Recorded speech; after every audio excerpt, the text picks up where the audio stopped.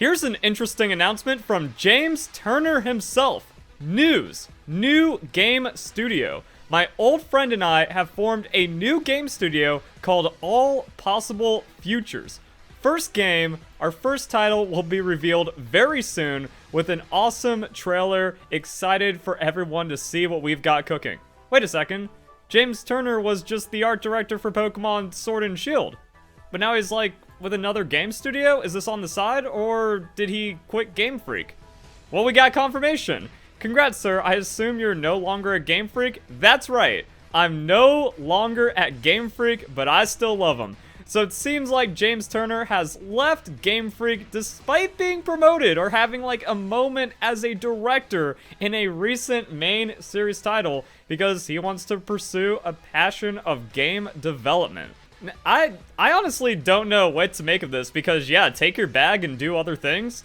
Sure. The thing about an indie game, especially if you already have, like, a lot of momentum behind you, because everyone knows James Turner at this point, so people are, like, he's going to have more exposure with a new game he makes, and if he makes a good new game, then, yeah, you could get 100,000 sales or more on Steam, especially more if it goes viral. $10, $20 game, boom, you're making millions doing your own thing as a game dev. The indie studio, like just making an indie game can be super profitable. I always think about Concerned Ape working years to make Stardew Valley and selling tens of millions of copies. It's some pretty insane stuff.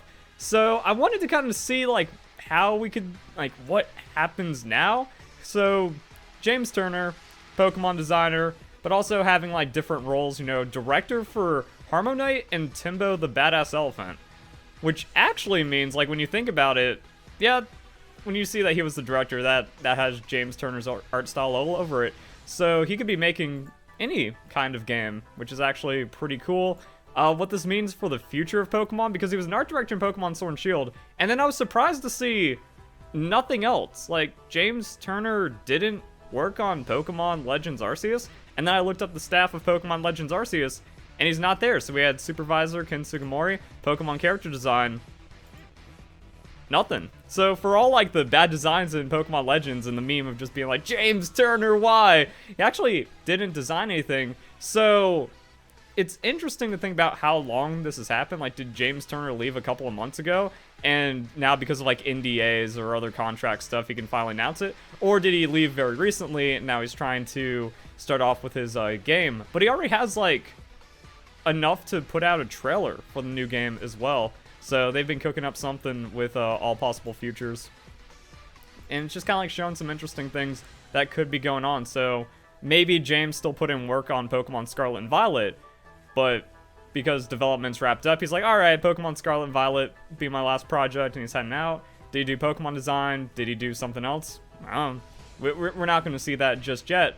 But what makes this a bit more interesting to me is that this is also following Junichi Masuda, I think, leaving Game Freak and then working as the chief creative fellow for the Pokemon company. So he might still have like affiliation with Game Freak. The way I saw it reported by a couple of people is that he like left Game Freak for this one. Either way, it seems like some kind of weird positional shift. So Junichi Masuda served as the managing director at Game Freak, the original creative Pokemon, until May 31st. And what I found most interesting about this, it was like in between the announcement of the new trailer and the release of the new trailer, and it's like, oh, by the way, just Junichi Masuda is no longer a part of Game Freak.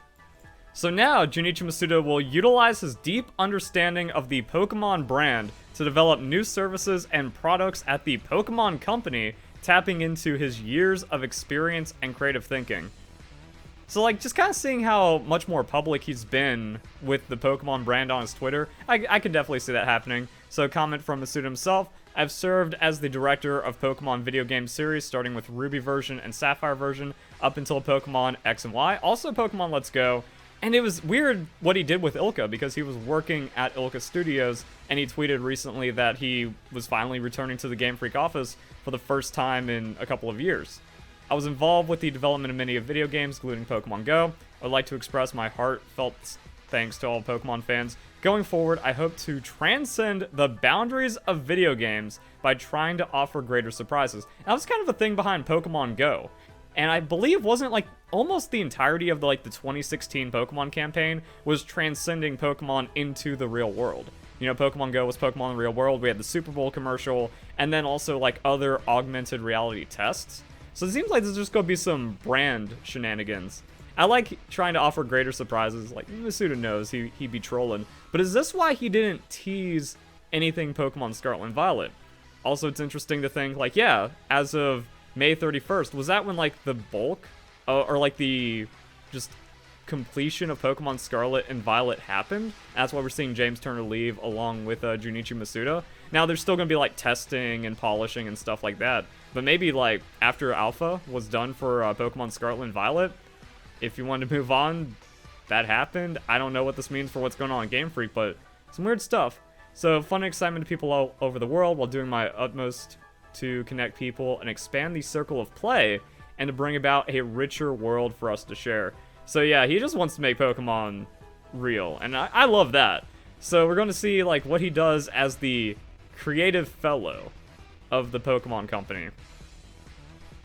Now, this could also have like some kind of weird thing where he's just kind of like, it's like a puppet position because he's been with Game Freak for so long and he is one of the OG founders of Pokemon, that like if he's not in the current place for Game Freak, which is what seems like happened with like how Game Freak has had a shift in the way that games have been going with Pokemon Legends, but also Generation 5, and like the interviews kind of being weird. Like Junichi Masuda seemed to have like some weird statements from various interviews since Generation 5.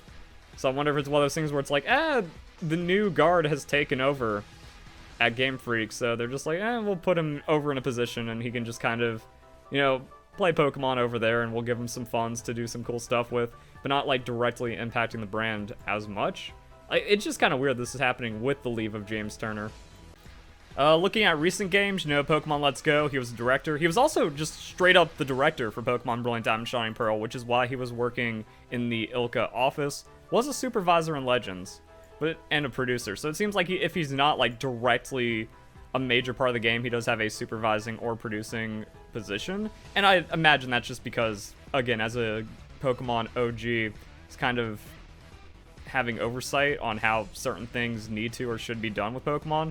So we're going to see like how Junichi Masuda's credits carry on from here, or if he's just decided like maybe it's also just a wrap for him. He's like, I don't want to work on games anymore because I've been doing it for 30 years and I just want to love what I've created, which is also a cool thing, which we could see maybe being expressed that way. But I don't know, there's been like a lot of weird decisions from Game Freak and some turbulence. I'm not even talking about like the Dexit, no problem with that, the tree design that everyone got angry over, and Pokemon Let's Go is like the second best Pokemon game. So even like modern Pokemon, there's still a lot of good stuff, but going off of that interview with Pokemon Ultra Sun, Ultra Moon. So yeah, we have this GameSpot interview from 2017 going into the release of Pokemon Ultra Sun, Ultra Moon. That's often an approach we take, having a growth-based project for younger staff members and a new project for the existing veterans. Using this ensures all of our projects have a positive effect on one another as they go. So to effectively like train the younger staff at Game Freak, or like the newer developers, they had them work on Ultra Sun, Ultra Moon because the Sun and Moon baseline was already made. And then for the Nintendo Switch Pokemon games, the veteran staff was working on that. And I'm trying to think like how that relates to Pokemon Legends, because it seems like Pokemon Legends, I was maybe just like the newer staff work on the tech demo that ended up being Pokemon Legends, while everyone else is going like big into Pokemon Ultra Sun, Ultra Moon, which could explain James Turner's absence from Pokemon Legends.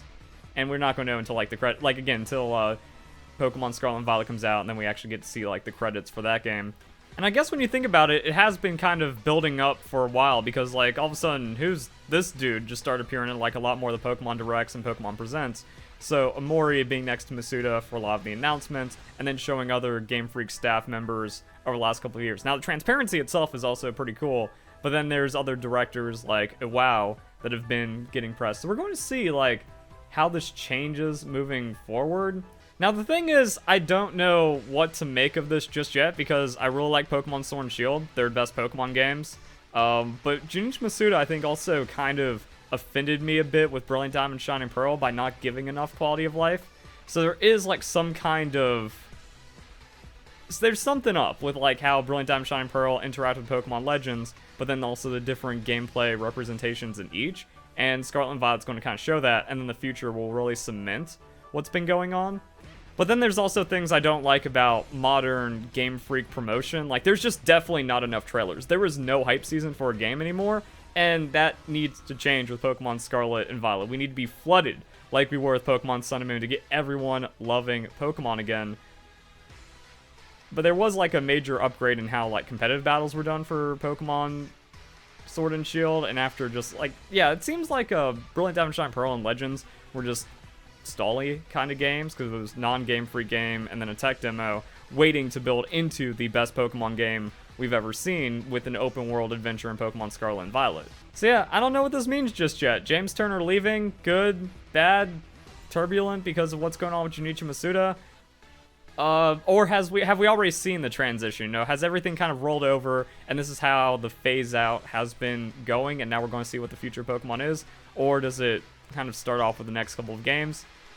I don't know, man. Things are just kind of feeling weird right now, and maybe this explains some of it. So guys, enjoy the video. Hope you all have a nice day. Thank you very much for watching.